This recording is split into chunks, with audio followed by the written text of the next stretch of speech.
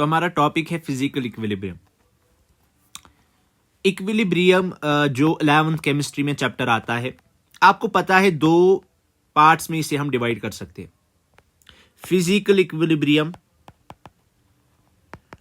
और chemical equilibrium. अब मुझे पता है आपने केमिकल इक्विलिब्रियम बड़े अच्छे से पढ़ा होगा। क्योंकि इसमें आते हैं दो खतरनाक टॉपिक्स, बड़े मजेदार टॉपिक्स, मॉलिक्यूलर इक्विलिब्रियम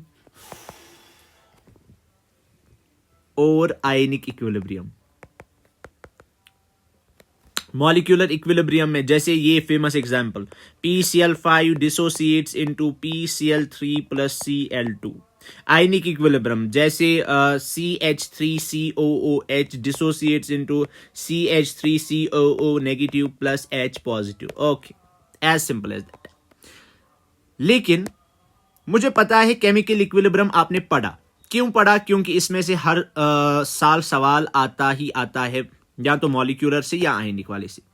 लेकिन फिजिकल इक्विलिब्रियम अक्सर बच्चे स्किप करते हैं। लेकिन जो ट्रेंड है नीट का, जेई का पिछले सालों में देखा जो गया है, वो ये देखा गया है कि नीट और जेई में थ्योरेटिकल सवाल आते हैं केमिस्ट्री में अब।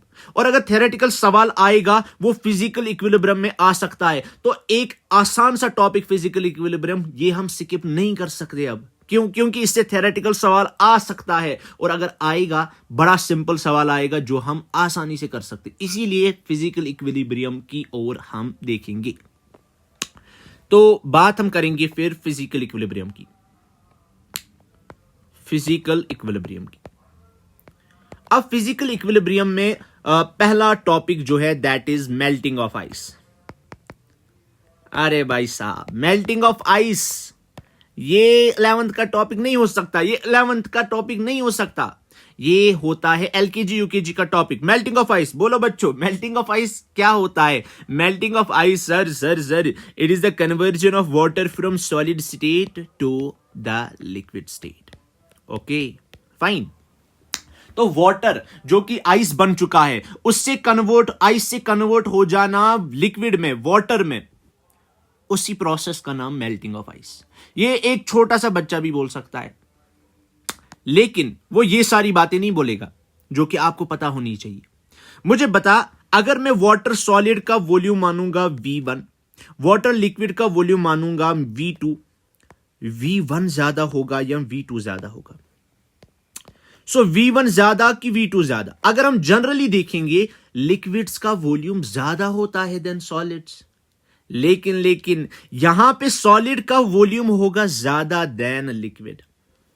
खुदा के लिए मेरे शेर, मेरी ओर, water solid, water liquid, generally क्या होता है, लिक्विड का वॉल्यूम सॉलिड से ज्यादा होता है। लेकिन यहां पे सॉलिड का वॉल्यूम लिक्विड से ज्यादा है, मतलब आइस का वॉल्यूम ज्यादा होता है then water in liquid state. अगर ये चीज हुई तो मुझे बता, क्या ज्यादा प्रेशर फेवर करेगा मेल्टिंग ऑफ आइस की कम प्रेशर? High pressure.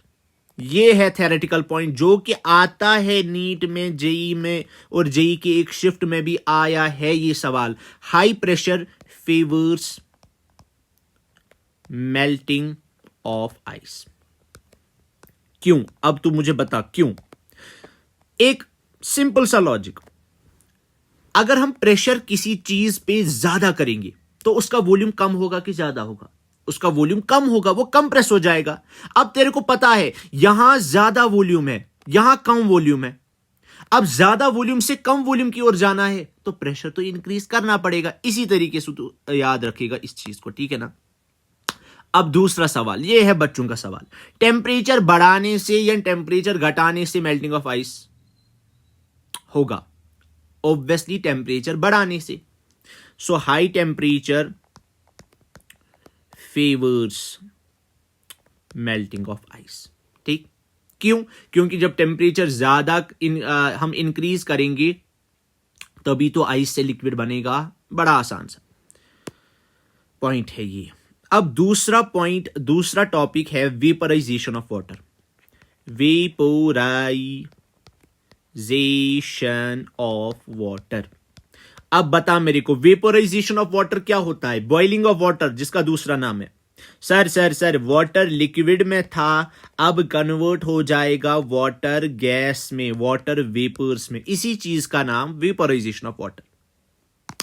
लेकिन अब इसका वॉल्यूम मैं मानूंगा V1, इसका वॉल्यूम मैं मानूंगा V2। अब खुदा के लिए मेरे शेर, V1 ज्यादा कि V2 ज्यादा? जनरल रूल, लिक्विड से ज्यादा वॉल्यूम होता है गैसेस का, और यहां पे वो फॉलो होता है। मतलब गैस का वॉल्यूम ज्यादा, वाटर वेपर का वॉल्यूम ज्यादा, V1 से ज्यादा V2। ठीक, तो बता, लो प्रेशर फेवर करेगा कि हाई प्रेशर फेवर करेगा? ऐसे याद रख, यहां पे वॉल्यूम कम था, यहां पे वॉल्यूम ज्यादा है। अब कम वॉल्यूम से ज्यादा वॉल्यूम कराना है तो प्रेशर कम करना पड़ेगा। So low pressure favours vaporisation of water. अच्छा, अब टेम्परेचर ज्यादा करना पड़ेगा कि कम करना पड़ेगा? अरे भाई साहब, कितना आसान सवाल, टेम्परेचर ज्यादा करना पड़ेगा। So high temperature favours vaporisation of water. ठीक, तीसरा इंपॉर्टेंट पॉइंट क्या है? Solubility of a gas in a liquid. अगर एक गैस हमने लिक्विड में डिसॉल्व किया, क्या वो एक्सोथर्मिक प्रोसेस है या एंडोथर्मिक प्रोसेस? इन जनरल आप याद रखना, solubility of a gas in a liquid,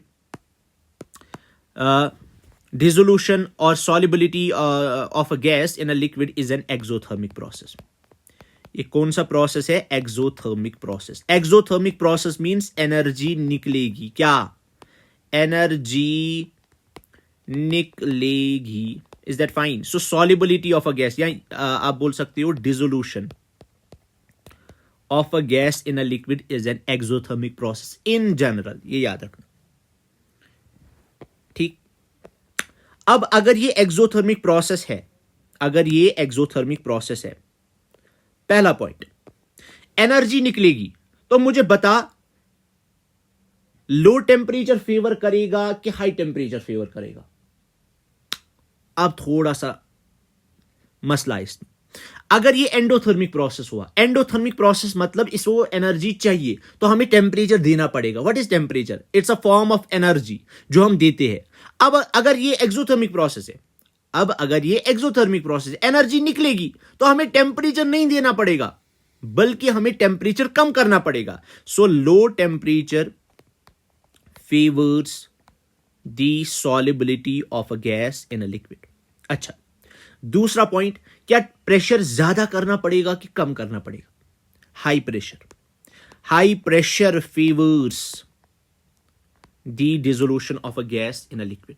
अब ये दो पॉइंट्स बड़े इंपॉर्टेंट, बहुत ज्यादा इंपॉर्टेंट। और तू याद कैसे रखेगा? याद तो ऐसे रखेगा कि एक कोल्ड ड्रिंक की एग्जांपल। अब कोल्ड ड्रिंक में गैस डिसॉल्व होता है, कौन सा गैस होता है पता है तेरे को? कोल्ड ड्रिंक में गैस डिसॉल्व है, मतलब वो यही केस है, solubility of a gas in a liquid. तो उसे हम कहां रखते हैं? रेफ्रिजरेटर में रखते हैं ना, फ्रीजर में रखते हैं ना। तो लो टेम्परेचर चाहिए, लो टेम्परेचर फेवर्स। और प्रेशर क्या होना चाहिए? प्रेशर हाई होना चाहिए। इसीलिए जब हम उसका ढक्कन खोलते हैं, वहां से वो गैस निकलता है। क्यों? क्योंकि वहां पे पहले हाई प्रेशर होता है। सो लो टेम्परेचर, हाई प्रेशर, ये याद रखना। अब एनसीईआरटी याद रखेगा एग्जाम के लिए, नीट के लिए, खासकर नीट के लिए एनसीईआरटी बड़ी इंपॉर्टेंट, जेई के लिए भी, लेकिन नीट के लिए ज्यादा ही इंपॉर्टेंट है। पहला पॉइंट तो याद जो रखेगा वो ये है कि आल्टीट्यूड जब ज्यादा होता है, means at high altitude simple भाषा में हाइट को कहते हैं, एट हाई हाइट्स और at high altitude the boiling point decreases. Boiling point क्या होता है मेरे शेर? डिक्रीज होता है। अबे ठीक है ना? तो बॉइलिंग पॉइंट क्या होगा? डिक्रीज होगा। हाई आल्टीट्यूड्स पे बॉइलिंग पॉइंट डिक्रीज होता है। ये बड़ी खास बात है जो आपको पता होनी चाहिए। दूसरा पॉइंट, सब्लिमेशन का नाम तो तूने सुना होगा. What is sublimation sir? बच्चों वाला सवाल. सब्लिमेशन मींस सॉलिड से सीधे गैस बनना. लिक्विड स्टेट बीच में नहीं आनी चाहिए. सॉलिड से गैस बनने को ही हम सब्लिमेशन कहते हैं. लेकिन 11th केमिस्ट्री वालों ने इस चीज का नाम बोला है सॉलिड वेपर इक्विलिब्रियम. क्या नाम? Solid vapour equilibrium. अब तो डरना नहीं सॉलिड वेपर इक्विलिब्रियम से. Solid vapour equilibrium means sublimation. और सब्लिमेशन क्या होता है तुम्हें पता ही है, सॉलिड से गैस बनना. अब वो ये सवाल पूछ सकते हैं कि जो सॉलिड वेपर इक्विलिब्रियम है ये कौन सी चीजें कौन से कंपाउंड्स शो कर सकते हैं? पहला आयोडीन. I2 means iodine. और याद रखना आयोडीन वेपर्स जो होते हैं, आयोडीन के वेपर्स वो होते हैं violet in colour. Very important. तो पहली चीज आयोडीन जो सॉलिड वेपर इक्विलिब्रियम शो करती है. सेकंड कैम्फॉर. और तीसरी चीज जो तो याद रखिएगा that is NH4Cl ammonium chloride. और भी कुछ होती है बेंजीन, लेट इट बी. और उसके बाद हमारे पास आता है हेनरीज लॉ. सबसे लास्ट में हेनरीज लॉ. ये तो पढ़ेगा क्लास 12th में. एक चैप्टर आता है वो उसका नाम है सॉल्यूशंस एक चैप्टर है वहां तो हेनरीज लॉ पढ़ेगा.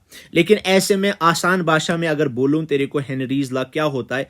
हेनरीज लॉ ये बोलता है कि जितना प्रेशर ऊपर से ज्यादा होगा उतना ही एक गैस किसी लिक्विड में डिसॉल्व हो पाएगा. Means it states that mass of a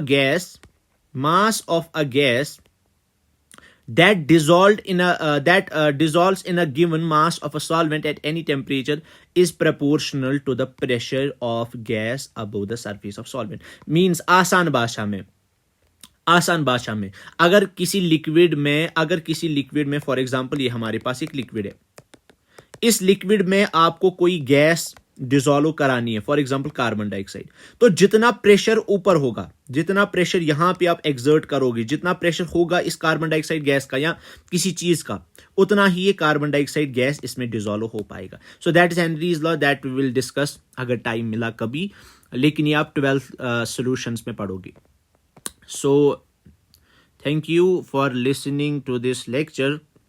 you can subscribe the channel का नाम क्या है मैं भूल गया, लेकिन शायद यही है लेट्स स्टडी एंड टॉक, ऐसा कुछ है क्योंकि ये चैनल का नाम रोज बदल देता है. Okay, thank you.